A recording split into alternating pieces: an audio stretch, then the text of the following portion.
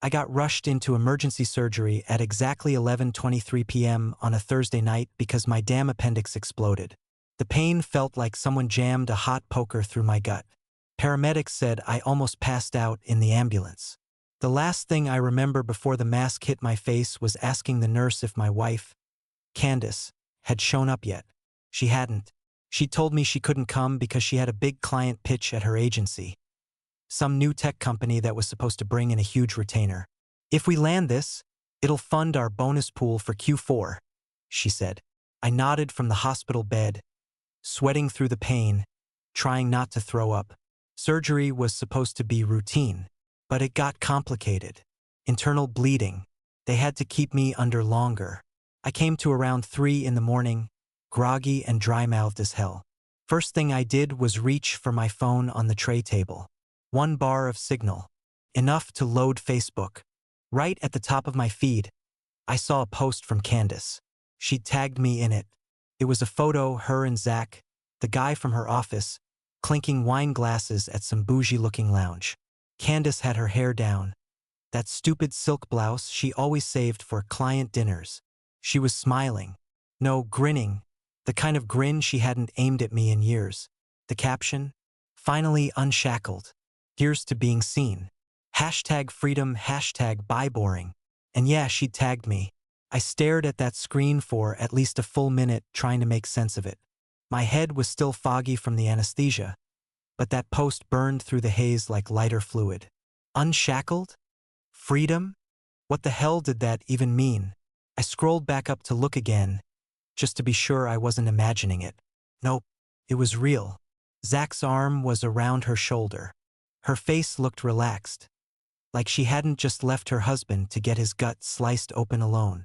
Before we go on, tell me, where are you watching from? I didn't say anything. I didn't text her. I didn't call. I just tapped into the comment box and typed one word. Congrats. Then I hit send, dropped the phone on my chest, and stared at the ceiling, wide awake.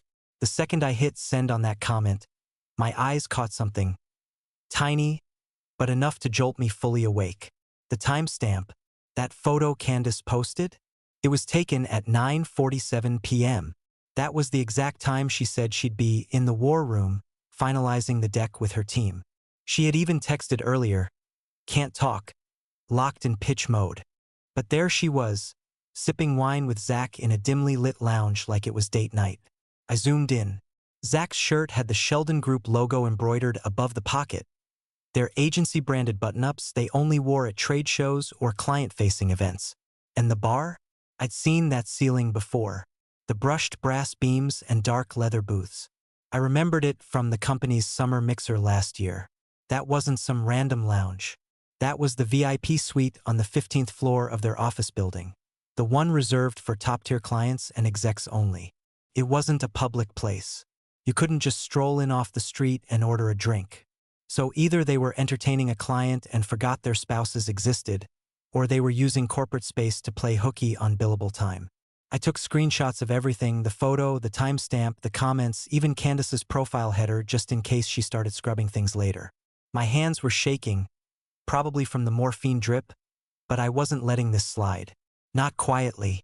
I remembered something else. Her boss, Mr. Sheldon, was a digital dinosaur. Never touched social media. Still printed emails.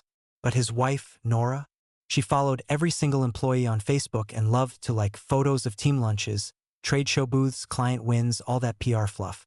She'd even commented once on our anniversary picture. I opened the comment box again, tagged her and typed, "Nice view from Sheldon Group's VIP suite. Didn't know wine hour was part of the pitch." No emojis. No explanation. Just that. Then I hit send. My fingers were ice cold. My face felt hot. My chest was pounding like I just sprinted through traffic. I wasn't sure if it was anger or the meds or the pain still radiating through my side. But everything inside me felt jagged. I watched the screen for a second. Nothing. Just the little seen by icon lighting up. Then I dropped the phone again, leaned back on the pillow, and shut my eyes. The beeping of the monitors, the scratchy hospital blanket, the weird smell of disinfectant and microwaved food trays. All of it faded. The morphine finally kicked in, pulled me back under. I passed out, still in my hospital gown, with the phone clutched under my hand like a grenade. I woke up again around 7 a.m. The sun was creeping in through the blinds, and my mouth felt like it had been scrubbed with sandpaper. My hand was still curled around the phone, the battery nearly dead. 43 unread messages. All from Candace. The first one said, "Babe, please call me. We need to talk now." Then they just got more frantic. "Why would you tag Nora? OMG, she's sending it around like it's a PDA scandal. Zach and I are suspended. Sheldon's pissed. You have to delete that comment." Like hell I did. I opened the hospital menu and hit the call button for the nurse. When she came in, I asked if they could block someone from visiting me. She looked surprised, but nodded. I gave her Candace's full name. "She's not on your approved list," the nurse said. "I'll flag it in the system. If she shows up, security will handle it." "Good," I said. "I'm not seeing her." The second she left, I called Marcus, my older brother. Real estate lawyer, divorced twice, zero patience for bullshit. He picked up on the second ring. "You alive?" "Barely. Listen. I need you to look at something." I forwarded him the screenshots. All of them. The Facebook post. The timestamps. Zach's shirt. Everything. It was quiet for a beat. Then he said, "Don't delete a damn thing. I'll call a buddy of mine, family law. You just rest and hold tight." While I waited, I plugged in my phone and started doing what I do when I can't sit still. Digging. I opened LinkedIn, typed in Zach Blanchard, and there he was. Smug profile pic. Senior brand strategist at Sheldon Group. Engaged to Emily R. Walker. Engaged. Not married. Not single. Engaged. I clicked through to Emily's profile. It was private, but her banner said, "Bride-to-be marketing specialist, coffee addict." There was a photo of her holding up a wedding invitation next to a golden retriever. I stared at that dog for way too long. Then I opened my messages and typed, "Hi Emily, you don't know me. I'm Candace's husband. Thought you should see this." I attached all the screenshots. No explanation, no commentary, just the facts. Hit send. No idea if she'd reply. Didn't matter. My phone buzzed again, Candace, of course. Still trying. "You're making this worse. Please, we need to talk before this spreads more. I love you. Okay?" It was just whine. "You don't understand the pressure I'm under." I didn't answer. I just watched the 3 little dots appear. She was still typing something. Then another buzz. New message. This one from an unknown number. "Hey, this is Emily. Got your message. Thank you." Simple. No heart emojis. No overreactions. Just that. I let out a breath I didn't realize I'd been holding. Then I leaned back, pressed the morphine button, and let the meds take me under again. I came to again around 10 a.m., and Marcus was already there, flipping through a thick-ass folder like he owned the hospital. He looked over at me, gave a sharp nod. "You look like shit." "I feel worse," I said, groaning. "Good. You'll need the pain to stay sharp." I talked to Sarah, my divorce contact. "We're starting with freezing joint accounts and credit lines. You're not paying for any of this circus." I shifted up in the bed. "You already filed?" "Yeah." "Also requested an injunction on asset liquidation. No early withdrawals, no credit card joyrides. She tries to pull anything, it'll flag." I couldn't help it. I smiled for the first time in days. "You're a bastard. I love you." Marcus didn't smile back. "You married a storm, bro. I'm just the umbrella." Right around noon, my phone buzzed again. Unknown number. "Mr. Caldwell? This is James Sheldon, from the Sheldon Group." I froze. "Yes, sir. I wanted to reach out personally," he said. His voice was calm but clipped, like a man walking a tightrope. "First off, I'm sorry. You deserved better, especially given your current condition." "Thanks," I said flatly, waiting. He continued. "We terminated both Candace and Zach this morning. We found internal footage and confirmed they used company spaces for personal rendezvous, during billable hours no less. They violated several ethics clauses in their contracts. Not surprised, I muttered. He sighed. We're arranging to retrieve company property from both of them. If there's any personal data Candace may want, we're happy to return the work devices to you directly. Appreciate that. Ship it to Marcus. He'll handle everything. I passed the phone to my brother without saying another word. He wrote down the address, gave some legal jargon, and ended the call with a dry, "Pleasure doing business." Right after the call, I opened Facebook. Candace had deleted the post, but it was too late. I'd already seen two versions of it reposted by coworkers, one with the caption, "Guess the pitch included dessert." Comment sections were full of side eyes and popcorn emojis. Nora Sheldon had apparently liked one of them. My phone vibrated again. Message from Emily. "Thanks. Wedding's off. Hope your recovery is smooth. Zach's clothes are in trash bags." That was it. No drama. Just facts. I turned the phone toward Marcus. He read the message and nodded. Savage. I like her. I looked out the window. It was a clear day. Bright. Cold. Somewhere out there, Candace and Zach were probably scrambling, jobless, busted, humiliated. And me? I was in a hospital bed with 20 stitches and a morphine drip, but I'd never felt more in control. Marcus had just left to grab lunch when all hell broke loose. At first, I thought the nurse was joking when she poked her head in and said, "Your mom's here." "My mom's dead," I said without looking up. But the door swung open, and there she was, Janice Palmer, Candace's mother, wearing her tacky white sunglasses and that fake designer purse she always bragged about scoring on deep discount. She stomped into the room like she owned it. "I don't know what the hell is wrong with you," she snapped, before I could even buzz for help. "You destroyed my daughter's life over one stupid mistake." "One. Get out," I said, already reaching for the nurse call button. She was celebrating. "Okay? Celebrating freedom. You're the one who took it the wrong way. Pretending to be my dead mom to get through security?" I said cold. "That's who you raised? A liar who sends her attack dog to clean up her mess." She lunged for the tray where my phone was charging. "Where's the post? You better delete those screenshots right now." My reaction was slow but loud. I knocked over the water pitcher trying to grab the phone before she did. It clattered to the floor and she went for it, until a male nurse burst in with a security guard right behind him. "She's not his mother," I said, pointing at her. "She lied to get in." The guard didn't ask questions. He yanked her by the elbow as she yelled over her shoulder, "You think this is funny? You'll regret this when you're old and alone." The door slammed behind her, and the room finally went quiet again, except for the beep of my heart monitor, ticking faster than before. Couple hours later, I was halfway through a protein shake when the door opened again. Candace walked in. Right behind her, Zach. He looked like a kicked puppy. She looked like she hadn't slept, which was probably true. Her blouse was wrinkled, eyeliner smudged, and for the first time in a long time, she didn't bother pretending to be the put-together one. "Don't freak out," she said immediately, raising her hands. "We just need to talk." "You brought him with you?" I asked, glaring straight at her. Zach didn't make eye contact. He stood near the corner of the room, fidgeting with something in his pocket.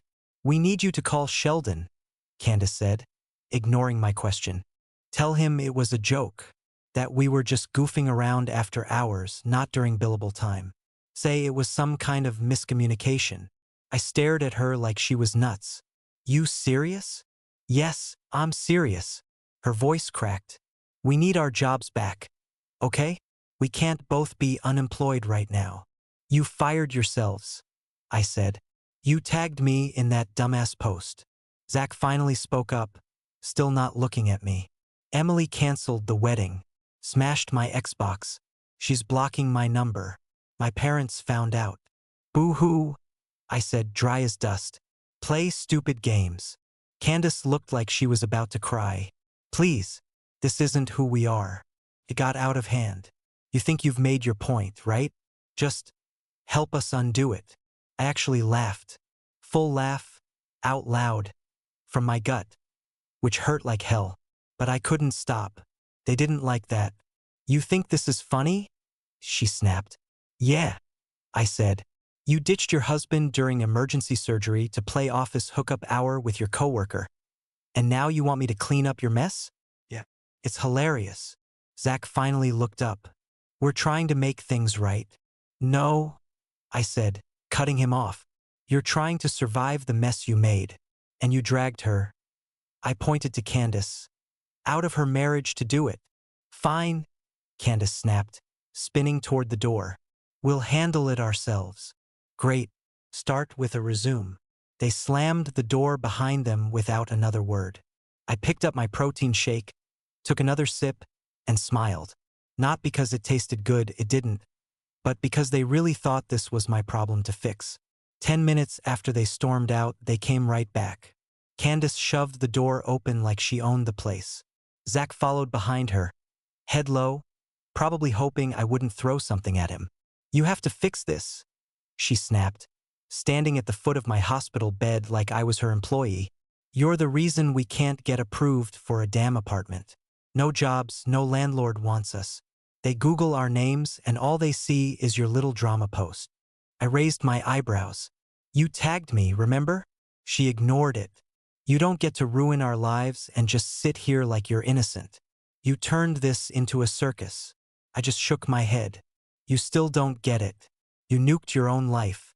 I just handed you the mirror. Zach finally opened his mouth. She's right, man.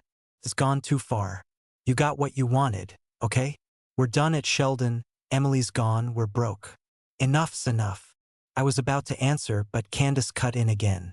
If you don't help us, she said, crossing her arms, I swear, I'll drag you through this divorce. I'll tell the court you harassed me, emotionally manipulated me. I'll burn every bridge you've got. I let out a low laugh and leaned back against the pillow. And that's when the door swung open again. Marcus walked in like it was choreographed. One hand holding a tray of hospital coffee, the other holding a manila folder. He didn't even blink. Perfect timing, he muttered, handing me the coffee. Then he turned to Zach and held out the folder. This is for you. Zach took it like it was a bomb. Marcus tapped the top of the envelope. Official invoice from Sheldon Group. $3,120. Misuse of office resources and unauthorized occupancy of private client space. Includes security footage, IT reports, and a witness statement. They'll expect payment within 30 days, or they'll pursue collections. Zach turned red. Are you kidding me? Marcus didn't flinch. Nope. It's called consequences. Candace turned to me, eyes wide. You're really doing this? No, I said, sipping the awful coffee. You did this. I'm just done cleaning it up. Zach crumpled the envelope in his hand. We'll sue all of you. I swear to God. Marcus stepped in front of me, calm as ever. Try it. We've got timestamps, security logs, termination letters, and about 100 screenshots. You'll just end up deeper in the hole. Candace was shaking now, not from tears, but rage. I gave you everything, she hissed. You think you'll come out of this clean? I'll make sure everyone knows what kind of bitter little man you really are. I looked her dead in the face. That's rich coming from someone who toasted to freedom while I was under a knife. They didn't say another word. Zach shoved the crumpled envelope into his coat and walked out. Candace paused. Looked like she wanted to say something else. Maybe a final insult, but thought better of it. She turned on her heel and followed him out. The door slammed behind them. Marcus sat down in the chair next to my bed, cracked open his own coffee, and let out a long breath. Jesus, they're like a two-person wrecking ball. I smiled. They're gonna sue us? Let him try. I'll frame the paperwork. And for the first time in weeks, I felt like I'd finally drawn the line. It didn't take long for Candace to go full scorched earth. Within 3 days, she was all over social media, playing the victim like it was her last lifeline. She posted a black and white selfie with a long-ass caption about emotional abandonment and how she was financially trapped in a marriage built on control. She didn't mention the wine, or Zach, or the VIP lounge. Just vague nonsense like, when someone uses the internet to destroy your life instead of listening to your pain, it's not love, it's abuse. I didn't comment. I didn't have to. Emily did. She dropped 3 screenshots in the comments, one of their flirty texts, "Bring wine and that red dress eyes," another of a Venmo payment labeled W Hotel, and a third of the bar receipt from that night, time-stamped, location tagged. Candace tried deleting Emily's comments. Then someone reposted them. Then someone else screen-recorded the whole thing. By that evening, Candace had deleted the entire post. But she didn't stop there. Next thing I knew, I got a fraud alert email. She tried applying for 2 apartments using my name as a cosigner. Both flagged as suspicious. One landlord called me personally. "Did you mean to submit this joint application with a Ms. Palmer?" he asked. "Nope," I said. "Report it. That's identity fraud." Marcus fired off a cease and desist the same day. Then she tried filing for unemployment, saying she'd been pushed out of her role due to a hostile domestic situation. Sheldon Group responded with a letter that included her termination documents, footage timestamps, and copies of their company code of conduct. That claim got denied within 24 hours. And just when I thought she'd hit bottom, HR from my company called me. "Hey," my manager said, voice tight, "random question, but do you know a Candace Palmer?" I nearly laughed. "Why?" "She applied for your position, listed you as a reference, said she was qualified to do your job with more compassion and vision." I swear my blood pressure spiked right there. "You're kidding." "Nope. Don't worry, we're not touching it. But wow, just thought you'd want to know. She actually tried to take my job." After all of it, after the hospital, the lying, the social media sob stories, she wanted to slide into my seat like nothing ever happened. She really thought burning my life down meant she could move in and take what was left. I sat there, phone in hand, heart pounding, staring at the wall for a minute. Then I called Marcus, told him everything. He didn't even sound surprised. "She's unraveling. Just let her keep digging. She'll bury herself." He was right. She wasn't done spiraling yet. But she'd already lost control of the narrative. Every move she made just made her look worse. And I wasn't lifting a finger. About a week after she applied for my job, my boss swung by my office with a grin on his face. "You're never gonna believe what your ex told HR," he said, leaning against the doorframe. I already knew, but I played along. "What now?" she said, and I quote, "I'd bring warmth to the cold office culture here." He chuckled. "Like this place is some kind of heartless factory floor." "She wanted my desk," I said, deadpan. "She couldn't even get past the screening quiz," he said, shaking his head. "Her resume was just buzzwords and fluff." Meanwhile, Zach had apparently landed a job at some seasonal call center. Part-time, no benefits, and definitely not enough to cover a car payment, let alone rent. A friend of mine who works in retail HR told me he saw Zach folding ugly Christmas sweaters at the back of a big box store, mumbling to himself. Then came the cherry on top, Emily's dad. He filed a civil suit against Zach to recover half the wedding deposits. Photographer, venue, catering, altogether about $6,000. The judge agreed to a payment plan. Zach was officially paying off a wedding he never had to a woman who wouldn't piss on him if he was on fire. Candace didn't do much better. She finally got hired at one of those trendy makeup stores in the mall. The kind where everything smells like vanilla and regret. She posted some fake deep quote on Instagram about how true fulfillment isn't in corner offices, but in authentic expression. That lasted maybe 2 weeks. First write-up was for being late 3 times in 1 week. Second was for drinking a canned cocktail in the break room by accident. One of her coworkers leaked a video of her arguing with a customer about whether eyeliner was gendered. She deleted her social media not long after. With nowhere else to go, she and Zach moved in with her mom, Janice, the same woman who tried to snatch my phone in the hospital like we were on some daytime courtroom show. Janice charged them rent, full market rate. Apparently she'd had enough of playing supportive mom. The second she saw her electric bill spike and her wine bottles vanish overnight. She even made a Facebook post about freeloaders that was definitely aimed at her daughter, even if she didn't name names. Through all of this, Marcus kept everything moving on my end. He fast-tracked the divorce, cut through the paperwork like a surgeon. By the time I was back on my feet, everything was finalized. Clean split. No alimony. She had to repay all the flagged charges from the fake apartment apps, roughly $2,300, plus Marcus's legal fees for chasing her around with cease and desists. Candace tried to fight the fraud repayment, but the evidence was stacked against her. Between the email headers, the IP logs, and the phone calls from leasing agents, she didn't have a leg to stand on. The judge signed off, and just like that, done. She walked out with nothing but her makeup brush set, a half-used ring light, and a burnt bridge in every direction. I didn't text her, didn't send a final word. No goodbye, no victory speech. She'd already torched her own life. I just stood back and watched the smoke roll in. Couple months after the divorce finalized, I thought things would finally quiet down. I figured Candace would disappear, maybe move to a different state, start over. Nope. She popped up again like a roach with a rebrand. Started calling herself a branding consultant. Built a whole site with stock photos, buzzwords, and a fake portfolio. Claimed she had 12 years of strategic leadership and client acquisition success. 12 years. She'd only been at Sheldon Group for 5. She even listed big-name companies as her current clients, one of which was an old Sheldon Group account. Bad move. One of their real clients caught wind and emailed Sheldon directly. "Hey, why is your former employee claiming to manage our campaign?"